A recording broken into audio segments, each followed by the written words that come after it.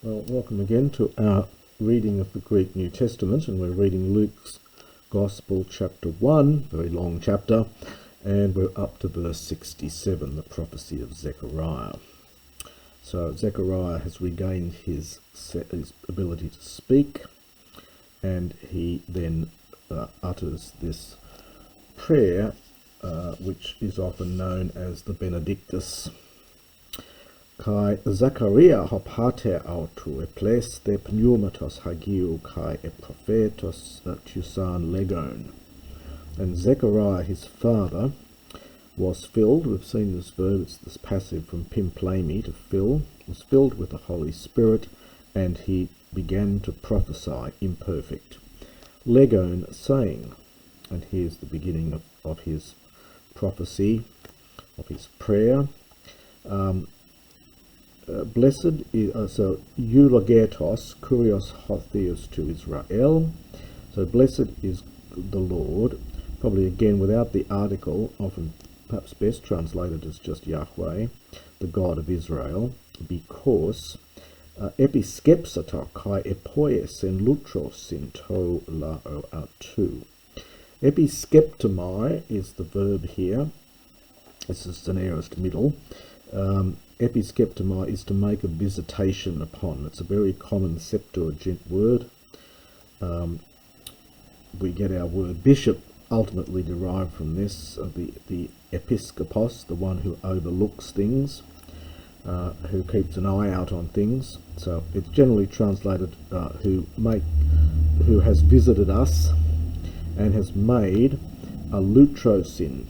There's a verb lutroo, to ransom or to redeem, and so this is redemption. Has made redemption for his people. To lao out to.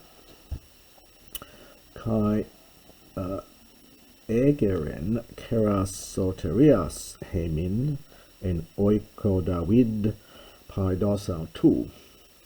And he has raised up, this is very Old Testament language, the horn of salvation for us in the house of David, his paidos, his son. Kathos lalesen diastomatus ton hagion ap ionos propheton autu, just as he said through the mouth of his holy prophets ap ionas, from the beginning. It's interesting that they've shoved this from the beginning in between the hagion and the propheton here. It's really just quite poetic to do that, because the hagion goes with the propheton. Soterion ekthron hemon kai kairos panton ton misunton hemas. So he has done all this. So just as he said through the mouth of his holy prophets from of old, from the beginning, and salvation from our enemies and from the hands of all the ones hating us. We get a participle here from Missio. Poiesai Elios metaton pateron hemon. Kai menesthenai diathekas hagias autu. Now this is a Septuagint idiom, it's a Hebraic idiom, literally to make mercy, but it's generally translated to English to deal mercifully with. It's a very common Septuagintalism. It's an expression from the Septuagint. So to deal mercifully with our fathers, and to remember, infinitive here, the athekes, his holy covenant. Hokon hon omerson pros Abraham topatera hemin. The oath which he swore to Abraham our father. And now we get 2 plus the infinitive. To dunai hemin aphobos ek kairos ek thron rus thentas. Latruain auto in hosiote tikai dikaiosune enopion auto paisais tais hemerais hemon. So as to grant often used, often the meaning of didomi here, often so as to grant to us without fear from the hand of our enemy. So, in other words, he might grant to us to serve him, having been saved from the hands of our enemy without fear, phobos.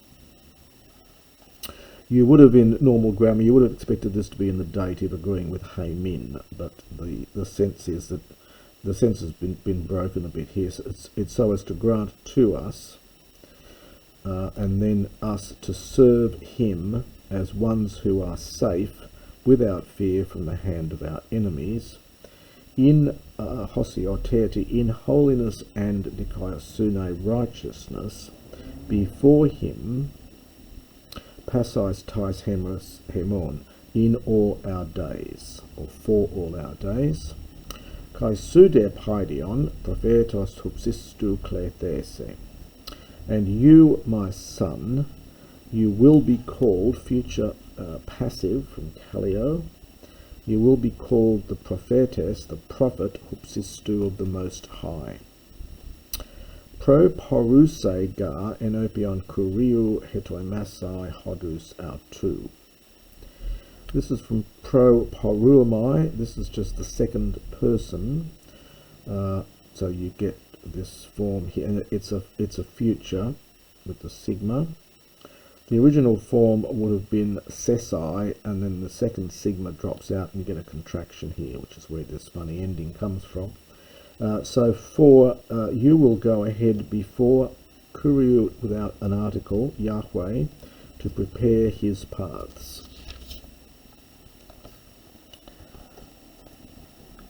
To dunai gnosin soterias tolao autu in aphese hamation auton. So as to give gnosis, knowledge of salvation, to his people. En aphese, now this is from aphesis, connected with the verb aphiemi.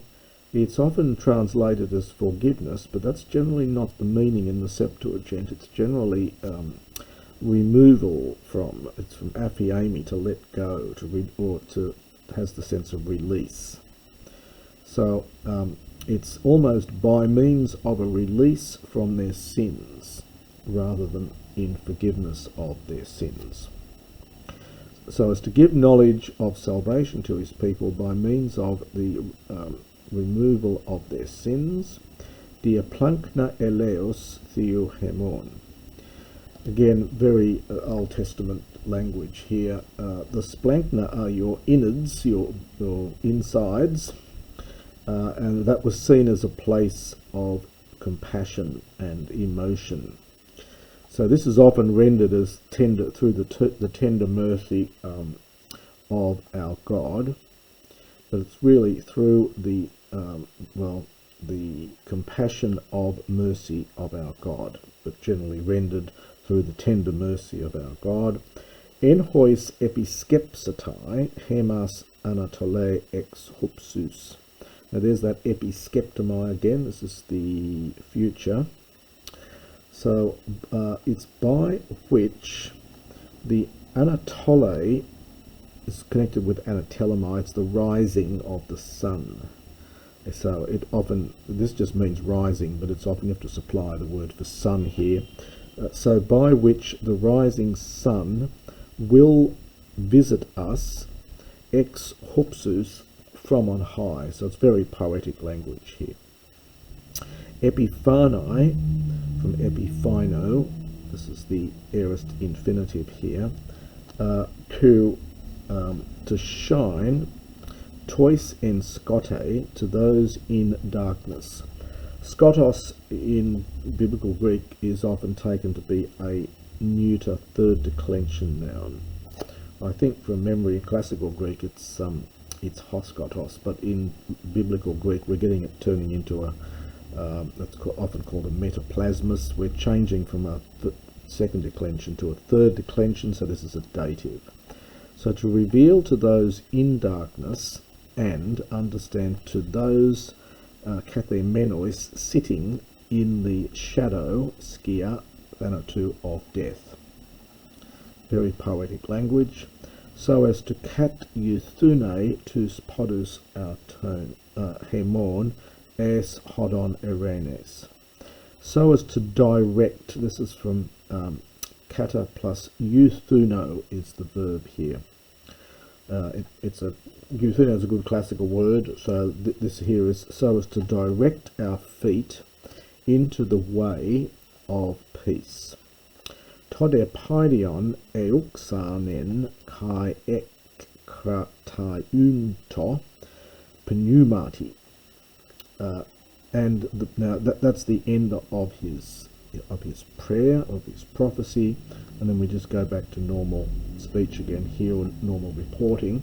And the boy increased from auxano kai ekratai uto. This is from krat I o. This is an omicron contract verb. It's to get kratos, to get power. So he was made powerful in spirit. He became strong in spirit. So the boy increased and became strong in spirit. And he was entais eremois, in the desert, heos hemeres, until the day anadaxios. This is a genitive from anadaxis. It's quite a rare word. It's only here in the New Testament. It's variously translated as appointment or commissioning or perhaps manifestation, that dake numi root in here. So his showing forth, so his manifestation, his commissioning, his appointment, pros ton Israel, to Israel. Now, we don't know much about John the Baptist, but it's interesting. He's often been thought by some scholars to have been originally part of that group of people called the Essenes, who separated themselves from everybody else and were one of these sort of purity sects, and then appears to have broken away from that, because later, of course, he proclaims and preaches to the people. He doesn't just lock himself away to keep himself pure. He comes back and preaches to the people. So if he were involved with the Essenes, it's not he eventually leaves them. So that's the end of Luke chapter 1, and in the next recording we'll start chapter 2.